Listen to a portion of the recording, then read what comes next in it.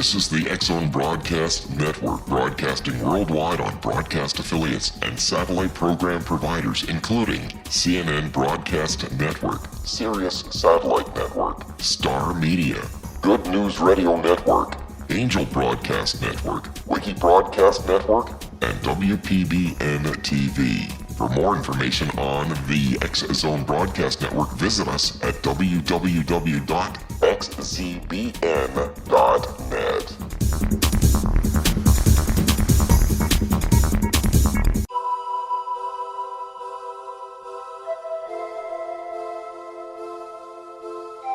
If you're a seeker, don't miss the inspiring book Shamanic Awakening, Between the Dark and the Daylight. This remarkable work chronicles shamanic counselor and indigenously trained dream decoder Sandra Cochran's 35 years of experience with diverse wisdom keepers throughout the Americas. Sandy's initiations across the British Isles, Turkey, Greece, and Egypt, combined with her knowledge of symbology, psychology, and myth, influence her dream blog and workshops. Sandy offers private readings, sacred international journeys, a meditative CD, and her book, Shamanic Awakening, to encourage you as you navigate your earth walk and create a deeper connection to yourself. Find this and more at her website, starwalkervisions.com.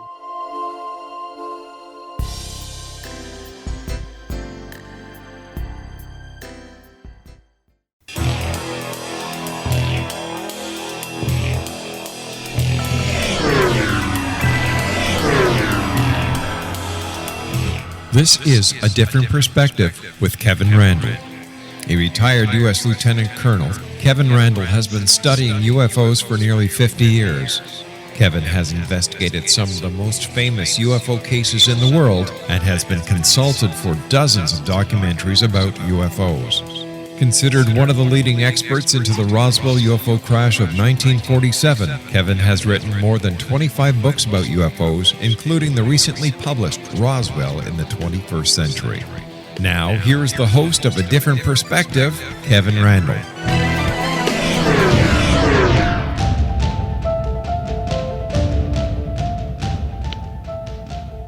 Good evening. This is truly A Different Perspective, and I really am the host, Kevin Randle. I'm going to be joined in just a few moments by Paul Kimball, who is a Canadian film and television producer, a writer, and a director whose products include several documentary films on UFOs.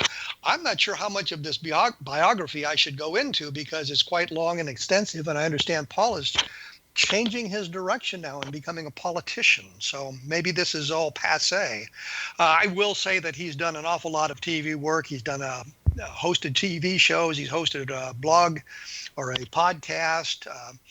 And he believes that the paranormal is actually our interaction with advanced non-human intelligence who may be pulling things out of our own minds and presenting it back to us in ways that we will understand at some point.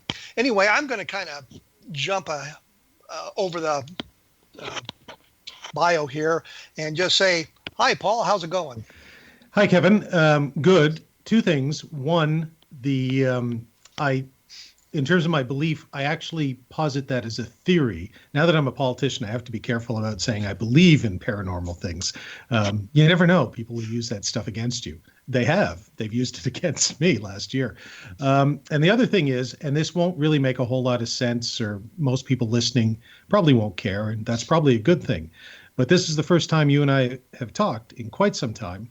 And now that I am sort of a politician, one of the things that I really believe in is owning up to your mistakes. So now that I have you here in person, I want to apologize to you in person for our little contretemps. You and I had a dispute, a falling out during the Roswell slides mess, of all the things to fight about that. Anyway, totally my fault. I released a confidential email that you had sent to me, and it's taken me far too long to, in person, apologize to you.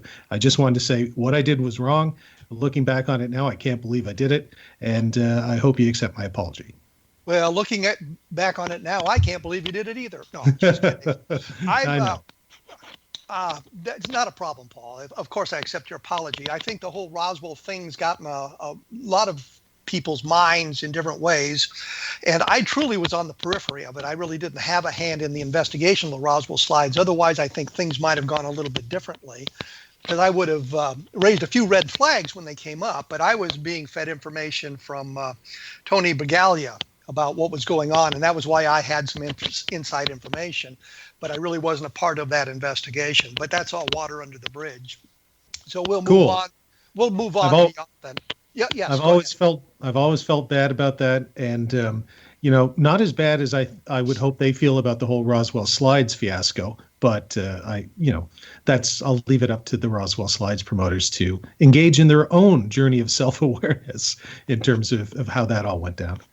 I am absolutely stunned that Tom Carey would have been dragged into that thing the way he was. I thought he was a little bit more alert on that, but I think his belief structure got in his way, and he just thought, here is the absolute evidence that proves that aliens are visiting Earth, and by extension, Roswell was an alien visitation, and he just overlooked some things that I think in the past he would have been more careful about. I'm just kind of appalled that he got sucked in the way he is, but that's his problem and not mine. Yeah, as you know, it happens to a lot of people. Look, Stan Friedman's my uncle, as a lot of people know. He and I agree on some things, and I love Stan, and I assume he still tolerates me. But on Majestic 12, for instance, the same sort of thing, I believe, happened to Stan, that his belief system led him down a path that, he's never coming back from that path. He's never going to change his mind about Majestic 12. And a lot of that has to do, as you've written, as I've talked about in the past, in that it came along and it confirmed a story that he was already telling. And you can either walk away from that, or you can go further down the rabbit hole. And in that case, I think he went further down the rabbit hole, even as most other people stepped back and said, that's too far. So, it can happen to the best of us. There's a difference in motivation between somebody who genuinely believes something, even for the wrong reasons, and people who are hucksters. And the Roswell Slides had a bit of both. So, that's kind of the way it goes in ufology, isn't it? Absolutely. And I think too often the belief structure gets in the way of what people think and what people come to believe. They're just so keyed on their own belief structure that it kind of gets in their way. We're going to have to take our first break here real quick. I'm with Paul Kimball, who is at www.winterlightproductions.com and www.paulandandrewkimball.com, and we will be back right after this.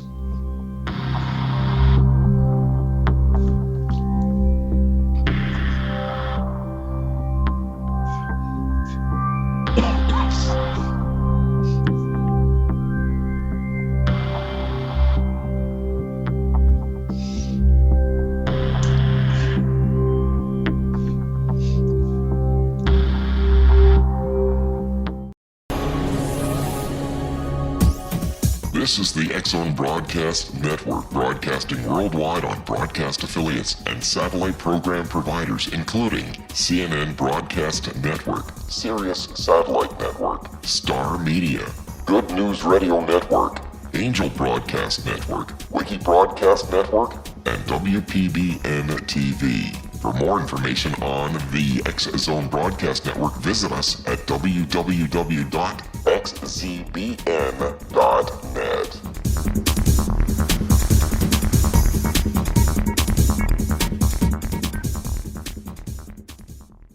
How would you like to be able to read other people's minds? Well, the next best thing is here. When you know how to read a person's name, you know how the person thinks, feels, and behaves. Each letter in our name holds a key to unlock our true essence. Our name contains both our gifts and challenges in this lifetime.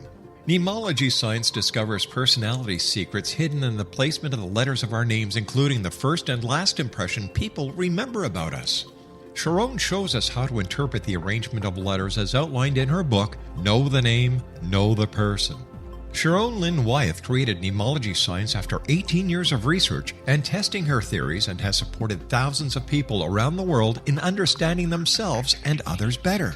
You'll enjoy Sharon's unique teachings as she shares her system to learn the gifts behind your given birth name. Even if you don't like your birth name, there are jewels in this book.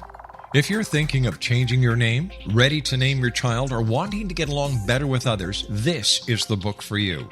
If you'd like to improve your relationships and change your life for the better, get the book today, Know the Name, Know the Person, or visit www.knowthename.com. That's www.knowthename.com.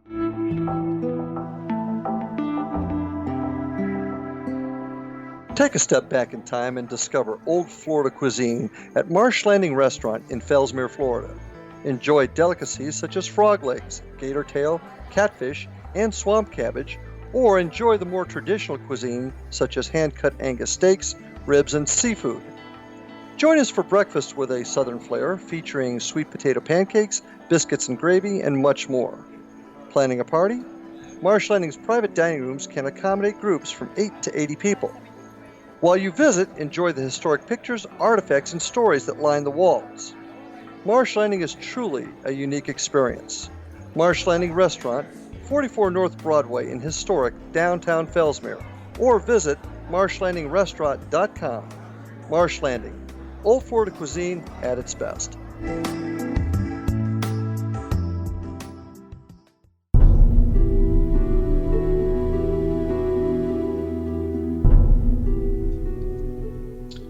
And as promised, we are back. I'm with Paul Kimball. We were talking briefly about the Roswell slides and that sort of thing, and I think we just kind of beat that into the ground, so we'll move on from there. Unless Paul has something he wants to say about it that we haven't really talked about.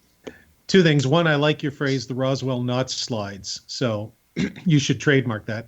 And two, aren't we moving on from Roswell? If I read your email right, now we're going to talk about Oak Island, which, if you could find one thing that might be more ludicrous than the Roswell slides, it might be the Oak Island television show. But sure, we can go for that. Well, that's what I was going to say. Let's talk about Oak Island briefly, because they had another episode last night or the other night, and I've kind of been blogging about this for the last several years and poking fun at them because it's just so absolutely ridiculous. But last night on the preview, they showed them digging their fourth hole in the Great Money Pit area, which I think when they refer to a money pit, they're talking about throwing money into a pit as opposed to digging it out. But they apparently dredged up a gold coin, which supposedly proves that the treasure is there. And I'm thinking that had they actually found money, which would have been last summer, there would have been something probably in the Nova Scotia newspapers or the Nova Scotia area about the find at Oak Island. And since you're in that area, I thought I'd ask, have you ever heard anything about that? No, although for a lot of reasons, I don't read the kind of local media that might have been in as much as I used to. But no, I don't recall seeing anything. Television production companies can be pretty good at keeping under wraps things that they might find. So, I'm sure everybody involved in the production of Oak Island is under a non-disclosure agreement, which takes us back to the Roswell slides. No, just kidding. But, which probably has, not insignificant ramifications if they were to breach that. So perhaps that was one of those things. I mean, I've never watched the show other than 5 minutes. I tuned in for 5 minutes once, and that was 6 minutes longer than I should have. It's just not for me. But and I've never really found the Oak Island, in quotation marks, mystery to be very mysterious. I've been to Oak Island. It's one of the least mysterious islands you can find in Nova Scotia. And, when you talk to people, it seems like there's been this story, this myth, and Nova Scotia is full of stuff like this. It's on the South Shore, which runs from Halifax down to Yarmouth, which is where you can catch the ferry to Maine. And all along that shore, it's kind of like history and mystery, as people like to say. And it's kind of like Maine with Stephen King. There's every town has a story. Every house in every town has a story. Every island has a story. There's histories of rum runners and pirates and privateers, and all of that is true. All of that is part of Nova Scotia's history. But as far as I can tell, there's never been any credible evidence or proof offered of some sort of massive treasure on Oak Island. So then it becomes, and I attended a conference last year where they had an historian who specializes in Oak Island, and he didn't talk about the paranormal aspect or really the mystery. He talked more for about an hour and a half about how the story had been created and how it evolved, and all the people that have been sucked into the money pit over the years, including Franklin Roosevelt, when he was younger, was one of the investors, I think in the 1920s, or even, no, it must have been the 1920s before he was president, who had put some money into one of the exploratory efforts on Oak Island. And here's the amazing thing, Kevin. Oak Island isn't that big. So you would have thought that they could have dug the entire island up by now, but apparently they haven't. So the mystery of Oak Island is why people are still intrigued by it. Other than, the fact that it's been a pretty good story, pretty well told. But in terms of the television production, it's no mystery at all. I assume they have decent ratings for it in the United States, and they have funding for it, including, as you posted, the provincial government here has put millions of dollars into the production of that television show over the last 3 or 4 years. And so somebody's making money off it, even if it's not the treasure hunters themselves. I looked at some of the statistics, and it has bumped up over 3 million viewers a couple of times, which I guess for a cable channel is really good. And I remember back in the olden days when we had 3 networks in the United States, that if you got fewer than 35, 40 million viewers, you just weren't doing a very good job of anything. So their 3 million viewers are just, to me, is not that big a deal, but apparently for the cable companies it is. But what I wondered was if anybody had thought about the logistics of somebody in the 15th, 16th century of digging a hole that big and booby trapping it that way. Did they have the a capability of doing it, and did they have the engineering savvy to do something like that? I never really see that discussed at all. Yeah, I've been to lectures. They used to have something, and they might still have it. They used to have something called Oak Island Days, where 1 day a year or 2 days you could go down. They had pirate parades, and you could go onto the island. It was the only time of the year you could go onto the island. Now I don't think you can go onto the island at all. You can drive up to the causeway, and that's it. They won't let you on the island.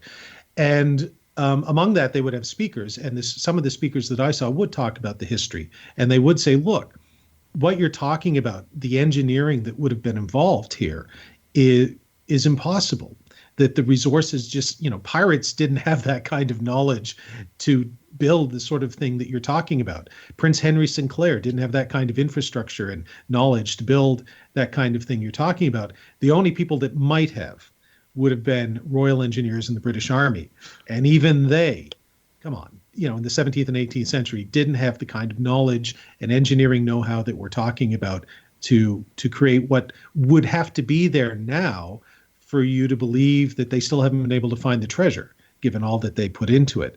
So, is there something on Oak? I mean, years ago when I was in the provincial government, we funded a documentary about Prince Henry Sinclair. It was called The Prince and the Grail, and the idea that he had brought the Holy Grail over here hundreds of years ago. And I went on an archaeological dig. It was it was probably the best set visit I ever had, although the craft services wasn't as good. So, because I'm an historian by training, nobody else wanted to go on this. I said, I'll go. So it was all the way down, not far from Oak Island, actually. And they were rooting through rubble and, mystery walls and stuff like that. And I found it fascinating. But at the end of the day, they found absolutely nothing.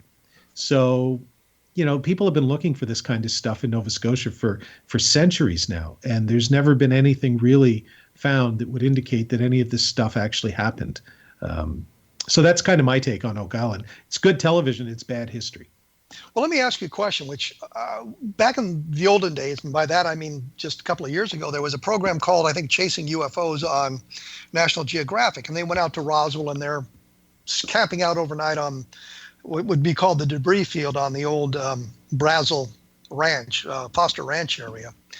And they came up with a button. They found a button, which was an Air Force button off a Class A uniform. And I'm thinking, A, the Air Force didn't exist in 1947. B, nobody had been out there in a Class A uniform to lose a button. Obviously, that was planted there by somebody. And I don't know whether it would have been the production company or somebody else just salting the area for a great joke or whatever it was. They were excited about this find. And so they teased the other night that they had found a gold coin. Is there possible that somebody in the production company might have planted that out there just to keep things going, or something like that? You're asking a television producer whether it's possible that television producers might gild the lily a little bit in order to make more money by making television? The answer is yes. Did they do it? I have no idea. Would they? I have no idea. I do know the producers. I don't know whether they would or the people, I honestly don't know. Could they? Absolutely. And we can see there was a show in the United States, a ghost hunting show years ago. I think it was called Most Haunted. And they got in trouble for faking stuff. I think it was on the Queen Mary, whatever the one is, the old cruise ship docked in Long Beach, basically faking things within their ghost hunting show. So it's clearly gone on in the past with some of these paranormal shows. I've been involved in paranormal shows. In fact, we start shooting a new ghost show in about a month. I take great pride in the fact that whatever you see on screen with us actually happened. And I think I've earned that reputation by being very outspoken about people who maybe do gild the lily a bit. But, it does go on. And did it happen with the Oak Island show? I honestly don't know. But it's possible. Yeah. Well, and I bring that up simply because of the button episode on the chasing UFOs, because clearly that button was planted out there. It would have been out there since literally 1947 if what we're talking about is true. It showed no signs of weathering. I've got buttons from an Air Force uniform that I had back when I was in the Air Force, and the buttons are tarnished much more than this thing was. It was very pristine. So I immediately knew that it was fake. And with all the people who'd been out there with metal detectors and all the archaeological site surveys going on, somebody would have found that button long before they came up with it. But so that was just something that stuck in my mind. And I thought that I actually wrote to one of the fellas that was on the program about that. And of course, I don't believe that he or the other two people who were out doing the investigations had a hand in that. But I think he was a little bit disturbed by that button as well. So it's just something that came to my mind. There's a lot of people involved in a television production. I think you're probably coming up on your break soon, but I could tell you about when they flew me out to do UFO Hunters in California to talk about Jim McDonald, and just sort of the types of questions that they were asking and the way they were doing things. And it just raised the hackles on the back of my neck, because that's not how I've tried to, I've interviewed you a number of times, and I interviewed Carl Flog. I take great pride in never having had anyone I ever interviewed say their views were misrepresented. They might not like the documentary at the end, but they always felt they were treated fairly, that everybody, Stan, you, Carl, everybody got a fair shake. Even Stephen Greer, I gave him a fair shake by not putting him in my film, which was the kindest thing I could have done for him, because he would have looked foolish. And when I look around and I see things like UFO Hunters was not great. Chasing UFOs, that's the show James Fox threatened to kill me on social media. He actually literally threatened to do me bodily harm because I criticized the show.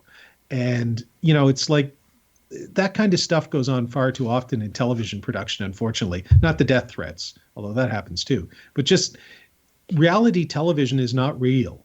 That I shouldn't have to say that. To me, that just seems like second nature. But even when you do your best, when you try to make it as real as possible, it's television. There's always going to be an element of, that interview, or sorry, not that interview, but that segment where I walk in to meet my co-host for the ghost hunting show, maybe we could do that better. Let's do that again. So as long as you're just doing that stuff, that's fine. It's when you start faking the actual experiences or what you find that you run into real problems. And there's more shows that do that than I think people would care to admit. And the problem is then it creates, this entire mindset amongst people where they have trouble distinguishing reality from unreality. And that's the great irony of reality television. It's contributed greatly to the dumbing down of America and Canada and whatever other country it exists in. And that's not what television should be for. And I sound like something out of a 1950s, commercial for the good that television can do for the public, the public commonwealth or whatever. And but that's not what it's about. It's about making money primarily. So well, I know in my own personal investigations, I often audio record the interviews, and I don't know how many times I've been accused of misquoting somebody, and I've sent them copies of the tapes, and here's what you said and here's how you said it. I have not misquoted you. I have not taken it out of context or anything like that. And they would write back and say, well, that's not what I meant, or that's not what I said. And I said, it's you on tape, for crying out loud. I know that's what you said, and that sort of thing. And I also know that I was watching one of these documentaries, and Walter Haut was being interviewed. And I don't remember exactly how the sequence was, but I knew that the answer that he gave was not to the question they asked. They had asked a different question to give it a completely different take. So we had those sorts of problems. I think when we come back, though, we're going to move on to maybe the 10 best UFO sightings, because we kind of killed Oak Island and that sort of thing. And if you want to read all about Oak Island, visit my blog at www.blogspot.com. And as I say, take a look at www.winterlightproductions.com with Paul Kimball, and we will return momentarily, so please stick around.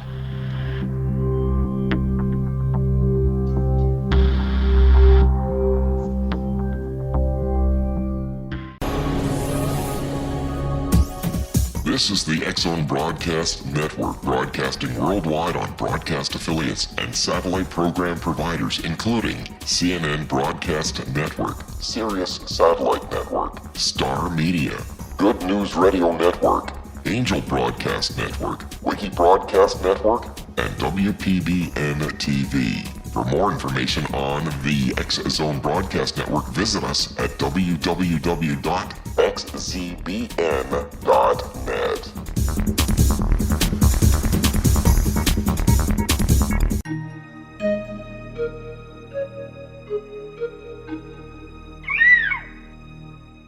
While science pursues fact, magic accesses the quantum level, bridging random facts to form truth.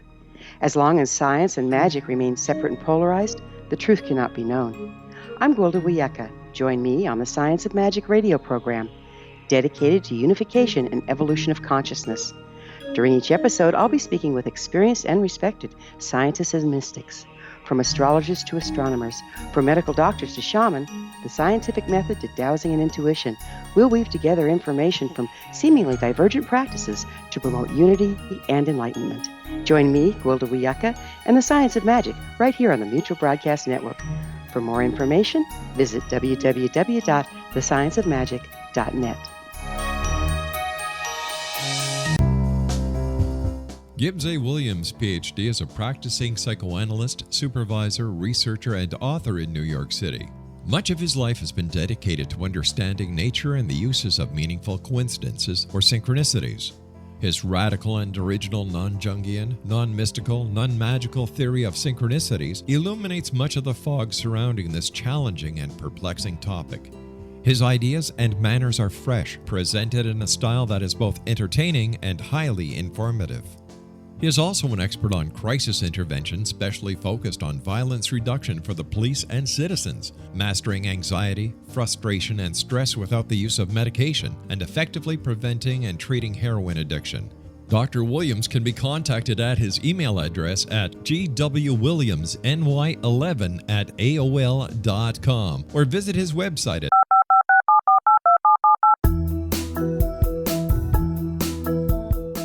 Did you know that when you're on the road with limited data or Wi-Fi, you can still listen to the X-Zone Radio Show with Rob McConnell, The Science of Magic with Gwilda Wiyaka, X-1, Dimension X, Space Patrol, and every minute of the X-Zone Broadcast Network by calling 213-401-0080, courtesy of Audio Now. No smartphone, app, or internet needed. It saves your data plan and it's free if you have unlimited minutes. Call 213-401-0080 to listen on any phone, anytime, anywhere. Remember 213-401-0080 for the best of the paranormal, parapsychology, and sci-fi radio programming anywhere, 24/7, 365.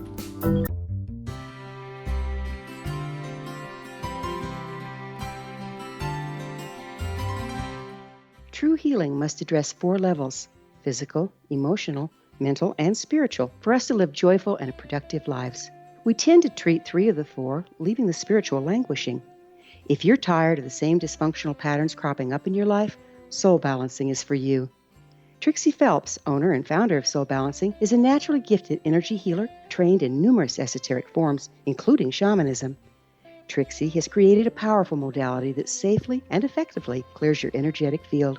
A soul balancing session can remove interference, heal trauma, and restore your hope.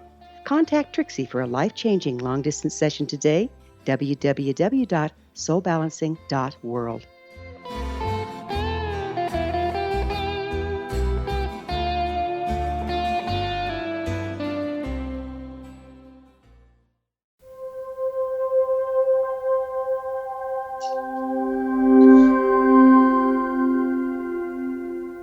back with Paul Kimball, my guest today on A Different Perspective.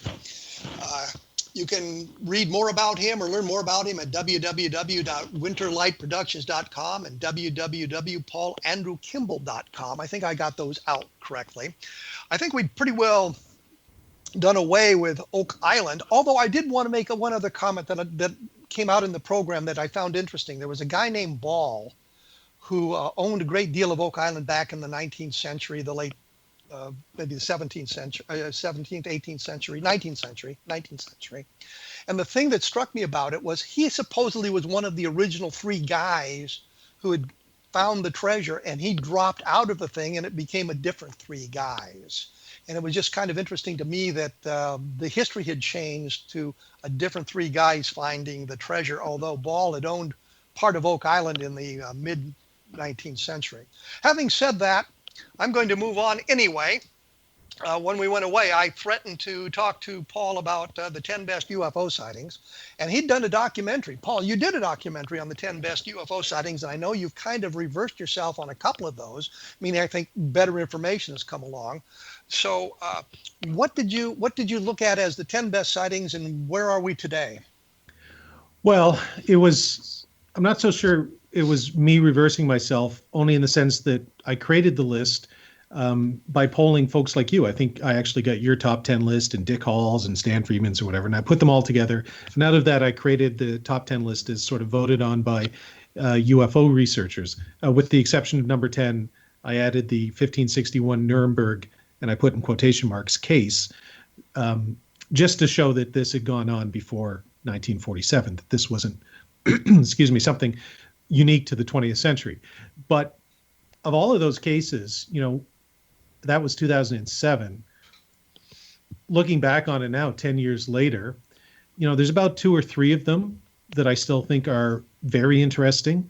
The rest of them I find either uninteresting. I might have found a couple of them uninteresting at the time, but I just sort of, it wasn't just me. Or, I think there's been satisfactory explanations, or at least doubt cast. The Malmstrom missile base case, for instance, has become very controversial over the last 10 years. And, it's just like a swamp. You don't want to wade into it because the vitriol between the people involved in both criticizing and supporting the case is so rancorous that you just want to step back and say, I don't even want to know what the truth is. It's just that's a swamp I don't want to get involved in. Let me break in, just say the Maelstrom case was in 1967, where they thought that an outside force had shut down the missile, 10 of the missiles in one of the missile flights, and then a week later it shut down another 10. And the Air Force was completely and totally baffled by this, because if some outside force could disable the missiles from outside, then we were vulnerable to surprise attack. And I understand about the problems with that and how there is great arguments between the people who were involved in the first one, which was documented, but not necessarily UFO related, and the second one, which was not really documented, but is UFO related. And I understand how people were really at each other's throats on those both sides of those, saying, well, this did happen, this didn't happen, and it's become a real bone of contention. It was an interesting case, and it was an interesting case for one thing, and that's because the UFO officer at Maelstrom at the time was a guy named Lewis Chase, I think it was. Yes. And he was the pilot for the RB-47 case, which was another of the really great at one time, really great UFO sightings. Had you made that connection, or were you aware of that? Yeah, actually, I interviewed a guy named Bruce Bailey who flew RB-47. One of the most fun things about what I used to do, I make feature films now, but as a documentary maker, what I used to do was meeting cool people who'd had cool experiences. So there's this guy named Bruce Bailey. He's a crusty old former RB-47 crew member, highly decorated Air Force crewman, officer, retired, I think, as a lieutenant colonel, like you. And he was one of the Ravens that would work in the belly of the RB-47, manning the electronic warfare and counterintelligence gear and all that sort of stuff. So highly qualified, competent, high security clearance, all that sort of stuff. So I went down. Brad Sparks had connected with him somehow and said, Paul, you should go interview this guy. None of the original members from the 1957 case are still alive, but Bailey knew them. And you should talk to him because he's sort of written the book, literally, about the history of the RB-47. So I went down. Very nice guy, still alive, still connected to him on Facebook, and he's still writing about the RB-47, some really great stories. And so I interviewed him about the 1957, the classic RB-47 case, and I talked to him about some of the crew members he knew, and he said, yeah, salt to the earth, these were the best of the best. Blah, a couple of them had even trained me, blah, blah, blah. Great. Thought the interview was over. I was going to ask him for a good steak restaurant in Texas where he lives. And then the camera was still rolling. He said, yeah, and I had my own UFO experience a few years later. And I went, what now?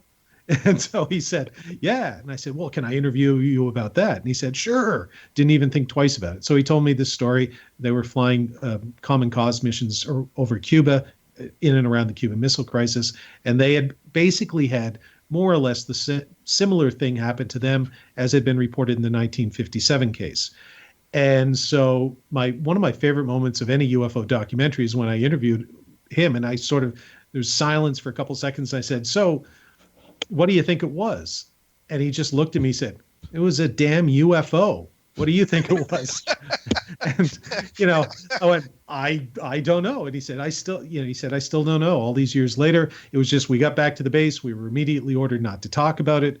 We were told basically that if you did talk about it, even to your wife or your friends, it was the quickest way to find yourself posted to Northern Alaska kind of thing, And he said, so we just didn't talk about it. And I said, well, I kind of find that hard to believe that you wouldn't talk about it. And he said, you've never been under security clearance, have you, son? And I went, well, not the kind you were under. I worked briefly for the RCMP. It was a pretty minimal security clearance. He said, yeah, not the same thing. They tell you not to talk, you don't talk. And I went, yes, sir, I understand better. And he said, are you sure you're understanding me? I went, yeah, I get it. I thought he was going to swear me to secrecy right there. But, that's one of those things where you talk to somebody about one particular case, and then all of a sudden, you realize that there's more to this story because they have their own story. And I've experienced the same thing talking to folks about the Shag Harbor case, for instance. I know you had Don Ledger on your show last week, and I know Don's experienced that too. I've been out to lunch with Don, and we've been sitting in a restaurant here in Halifax. And you would think people would come up to me. I mean, I don't have an ego, but I'm the filmmaker. Usually it's an actor or somebody coming up and saying, hey, can I be in your film or whatever? I saw you on TV, Ghosty Paul.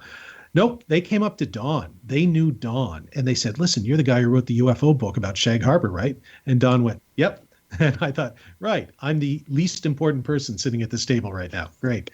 And they had a story. They said, look, I have my own UFO story. Can I tell you about it? And before Don could say yes, the guy had pulled up a chair and sat down at our table. And I went, well, okay, cool. Let's just roll with this. And, it took about 15 minutes. And he told this story. And it was a pretty good story.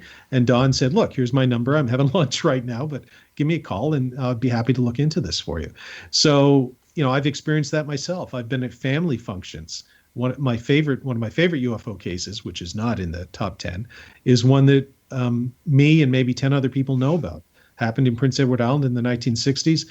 I was at an in-laws house and, just sitting around in Prince Edward Island, shooting the breeze, as it were. And suddenly this sort of 40-something-year-old cousin of my fiance said, by the way, you make films about UFOs, right? I do. Well, I have a story to tell you. And his mother was sitting right there, and he turned to his mother and said, you remember this, right? And she just shook her head. She immediately knew what he was going to talk about. And it was this story. They saw an egg-shaped silver cylindrical object in the 1960s. The year escapes me right now. And they were just sitting on their back porch of their farm. And their father was a civil servant. I mean, these people were educated people. And they said, we were there, and this thing came down, floated above the ground, and then took off again. I went, you're kidding, right? I thought they were pulling my leg. Hey, new guy in the family. Ha, ha, ha. Nope, deadly serious. And the mother, she's passed away now, she thought it was a forerunner, which is a term here in the Maritime provinces for, sort of a supernatural, paranormal thing that warns you of impending doom or some bad happening is going to happen. Somebody in the family is going to die, whatever. And the day after, somebody they knew was killed in a car accident not far from there. So she filtered it through this prism of the supernatural, that this was a warning from the great beyond that something bad was going to happen. Her son filtered it through the prism of, you make UFO films, I want to talk to you about space aliens.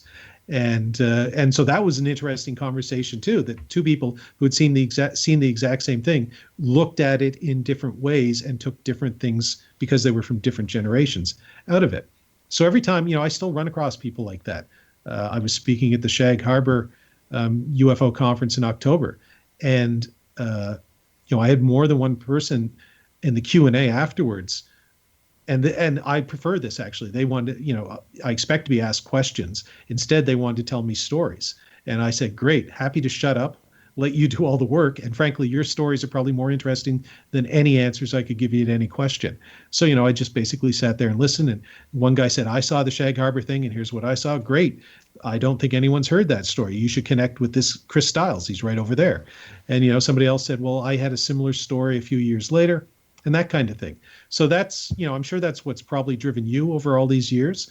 It's why, despite all the disappointments, all the cases that have been proved, my own skepticism, and I'm still, I'm not an ETH supporter, I still look at the UFO phenomenon and I find it interesting, because when I hear stories like this from credible people I know, telling me these experiences that they've had, and including some of my own experiences in the ghost hunting world over the years, once I get into that, you sort of realize there's more to heaven and earth than in all your philosophy, kind of thing. So you keep an open mind, even as you might say, well, maybe the Malmstrom missile base case is not as good a case as people thought it was. Or maybe the McMinnville case was a hoax. But hey, by the way, the Tehran case from 1976 in Iran with the Iranian jet fighters, that still seems to be like a pretty good case. I still haven't heard a valid explanation for that one that satisfies me. So, that's the kind of stuff that keeps you going, even as maybe you push cases that you might have thought were better aside as new evidence comes up. Well, it's interesting because I was about to ask you, what do you think of what do you think of the top 10 cases that you looked at are still valid? And you kind of put that into your answer there about that. The Tehran case we've talked about in the past, and when I say we, here on the program, and there was stuff on the blog about it as well to give more information about it. That's always quite good. Mm-hmm. But what I find interesting is the idea that, this sighting leads to another sighting to another sighting. And you are not a fan of the extraterrestrial. Do you have a working theory? What do you think is going on? And we have just a couple of seconds here before we have to take a break. So make it quick. Sure. I don't rule out the extraterrestrial. I just think from what I've seen, I haven't seen any evidence that shows me that that's the case, but I keep an open mind. But I do think there's a possibility, and we can maybe talk about this after the break, because it goes beyond just looking at UFOs. It goes on into my studies of religion over the years as a graduate student and all sorts of stuff, that we may be, it's the Jacques Vallée school. We may be interacting with a non-human intelligence, call it God, call it space aliens, whatever, that presents itself to us in different guises over different periods of time throughout human history, but it's basically the same entity. I don't put that forward as something I know is true, but I do put it forward as something that seems to make sense to me as a non-prosaic explanation for things that I can't find a prosaic explanation for. Okay, we'll come back here in just a few minutes with Paul Kimball. You can look at him at www.winterlightproductions.com and take a look at my blog at www.kevinrandle.blogspot.com. And when we come back, we'll explore this a little bit further with Paul Kimball. So stick around.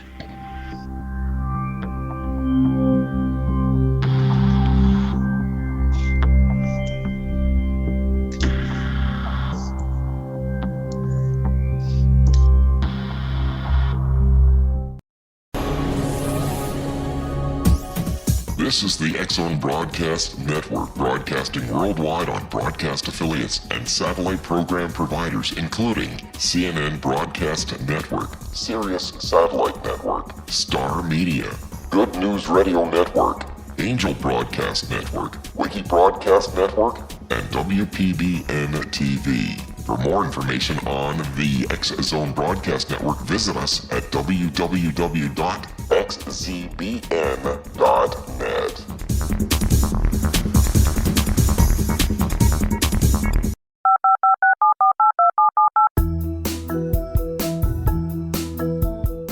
Did you know that when you're on the road with limited data or Wi-Fi, you can still listen to the X-Zone Radio Show with Rob McConnell, The Science of Magic with Gwilda Wiyaka, X-1, Dimension X, Space Patrol, and every minute of the X-Zone Broadcast Network by calling 213-401-0080, courtesy of Audio Now.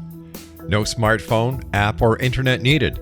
It saves your data plan and it's free if you have unlimited minutes. Call 213-401-0080 to listen on any phone, anytime, anywhere. Remember 213-401-0080 for the best of the paranormal, parapsychology, and sci-fi radio programming anywhere, 24/7, 365.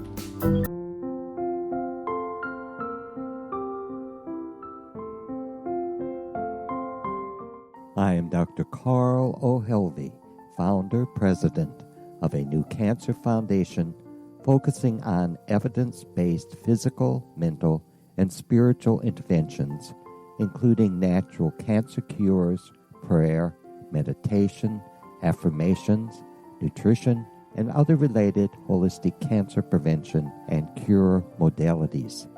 These are used in cancer education, research, and financing care. I ask for your help to continue this important work by donating at www.holisticcancerfoundation.com.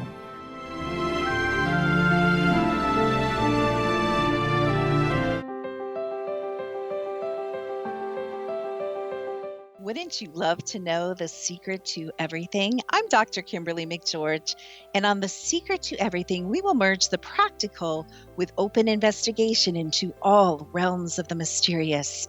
We will talk to cutting-edge alternative health practitioners, those who inspire and motivate you in business and life, and of course, we will share stories of the paranormal, conspiracy, and cryptozoology. You will transform because of the frequency I carry, the frequencies my guests carry. Life may never be the same after you listen to this program, for the secret to everything is for you, the listener, for those who desire more in every area of their lives and believe that it can still be found. Listen and discover thesecrettoeverything.com.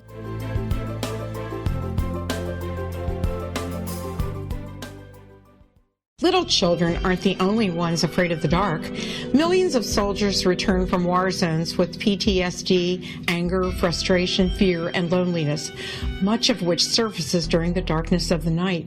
You have the chance to change the lives of these American heroes. Songs and Stories for Soldiers.us provides free MP3 players for these men and women. With a list of 3 million songs in 16 different styles, 100,000 audiobooks, and 30,000 old-time radio programs, every veteran can find something to soothe and comfort them at no cost. All our players contain an 8-hour audio program designed to help veterans fall asleep. With 1,500 plus vets now participating, it's our goal to deliver 10,000 audio players this year. Go to our website at songsandstoriesforsoldiers.us. Help us help a veteran make it through the night. You're listening to the X-Zone Broadcast Network, www.xzbn.net.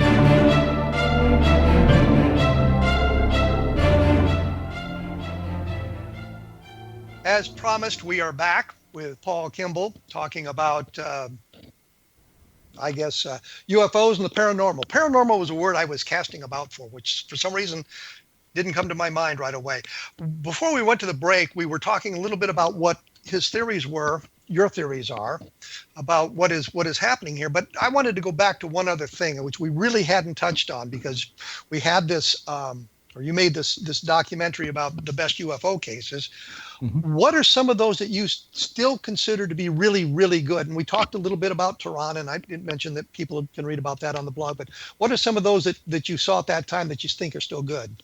Or still mysterious? Shag Harbor. I'm a big fan of the Shag Harbor case. Still don't know if it's extraterrestrial or not, but I've talked to enough people, and maybe it's like you and Roswell. When you get to know the people involved and you sort of live in that area, in my case, maybe it becomes a little more resonant with you. But in the case of Shag Harbor, people often, there's a whole bunch of moving parts. And I think with Dawn, you talked about the two parts. There's clearly something that happened. There's no question.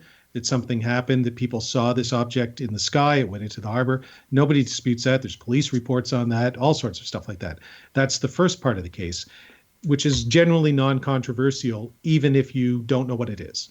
Then there's the second part of the case, which Don talks about, which is all this stuff about a cover-up and an underwater search operation and all that. That's much more controversial. I don't go that far because I've never actually seen any proof of that. I prefer to stick with what I can prove, what I know happened. But for me, the interesting thing is there's a third part to the case, which isn't talked about a whole lot. And that is Shag Harbor is about 2.5 hours from Halifax if you were to drive there. I don't know how many miles that is, probably 150 miles maybe. And so it's, it's not something you can get to from Halifax like that, just boom, there you are. That same night in Halifax, Chris Stiles talks about this. He had a sighting. He encountered some strange, mysterious object when he was a young child. So did, and I've written about this, my business partner, my producing partner, Ron Foley McDonald, who's 10 years older than me. 7 years, sorry, Ron, 7 years older than me. Ron had a similar experience. Chris saw something. Ron, for him, it was a kid. He and these kids in his neighborhood called Fairview here in Halifax heard something, this really loud noise that they'd never heard before, that he says he was so scared he climbed under the car. And all these years later, 50 years later, he said he still remembers it like it was yesterday. So, there were reports of these things that had been seen over Halifax. So there's really a third element to it as well, which is that this was a series of moving events that began in the Halifax area, which is the capital of Nova Scotia, and then moved down along the ocean shore, what we call the South Shore, to eventually this community at the sort of end of the province of Nova Scotia, which is the peninsula, called Shag Harbor, and the surrounding communities as well. And that, to me, provides a lot of moving parts. There's good witnesses. I've talked to the witnesses, like Laurie Wickens, people who are still alive, who were adults. Laurie was the witness who first called the RCMP that night. He and a car full of friends had seen this object. So, you start to get this picture of something truly mysterious and weird that these folks all saw or heard in different places at different times that night. And then that, pieces together to be something that I think is still unexplained. And the Canadian government still considers it unexplained. 50 years later, they still, when they refer to it at all, still refer to it as they did back then in official documents as a UFO. So I still think that's a great case.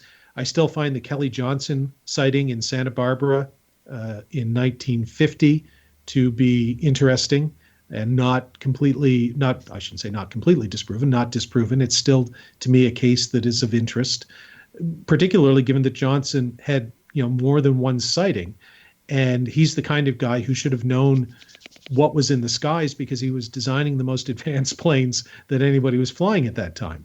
So I think we should point out that Kelly Johnson worked at the Skunk Works, which was right. a place where they're developing the next generations of military aircraft, and the SR-71, which to me looks very alien when you think this is 1950s technology. So that this is a guy, if you wanted to point to somebody who says, do you know what's going on in the sky around you? He would be the guy you'd point to.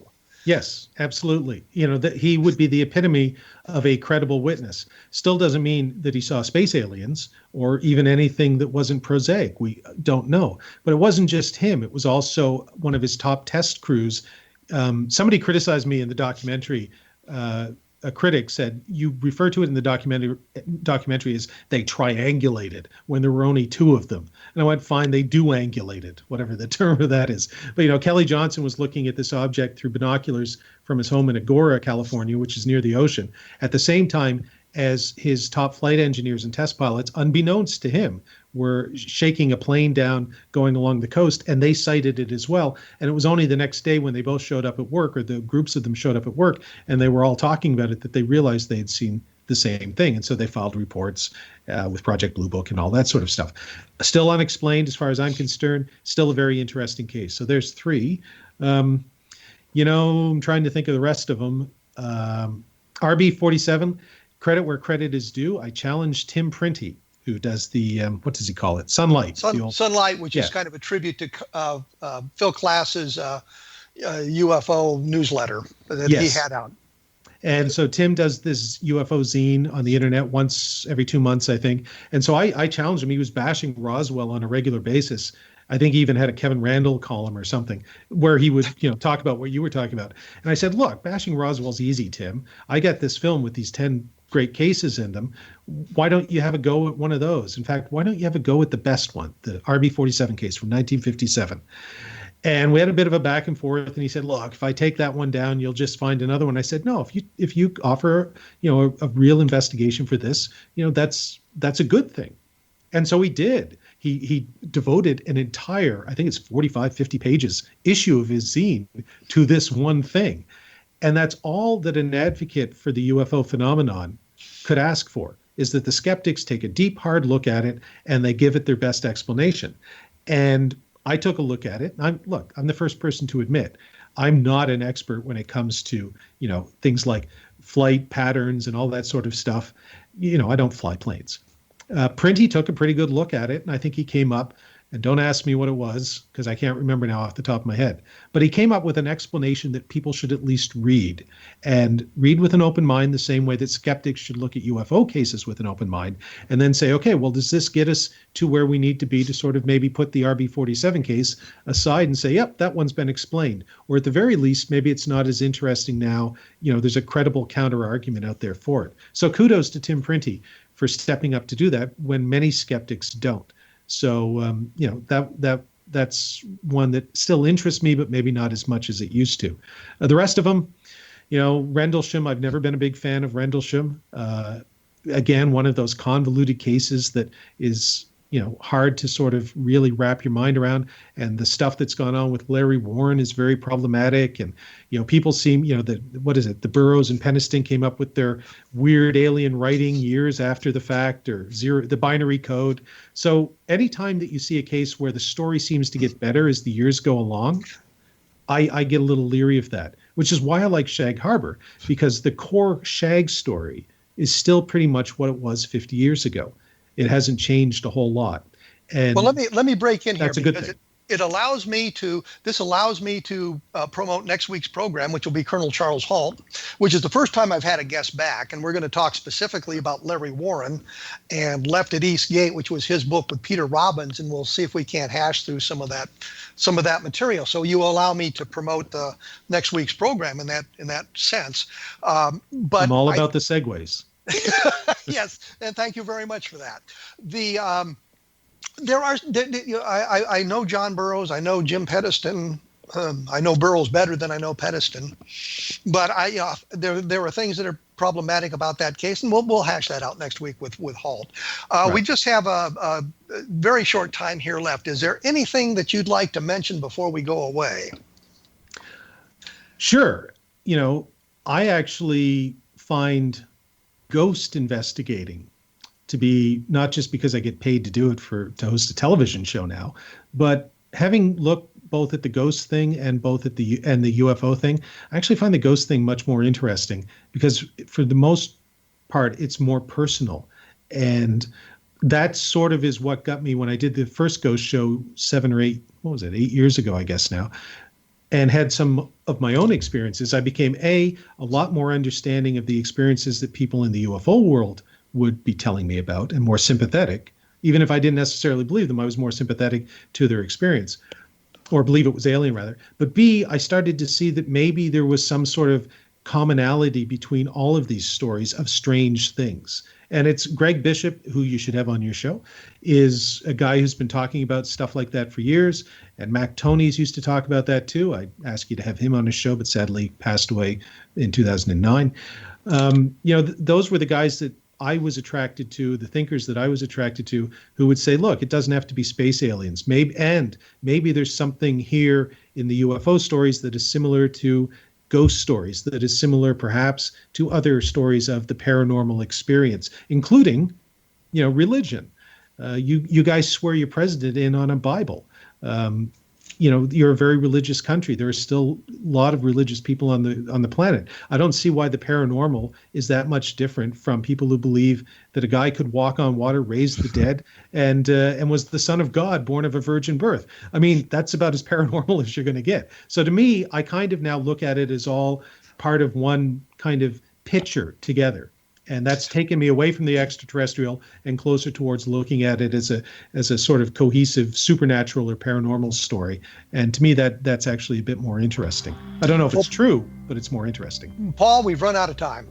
I That can't happens thank you. when I talk. Yeah, I can't thank you enough for joining us here on A Different Perspective, and I think we'll have you back at some point in the future. If you want more, take a look at www.winterlightproductions.com and www.paulandrewkimball.com. Paul, thank you very much.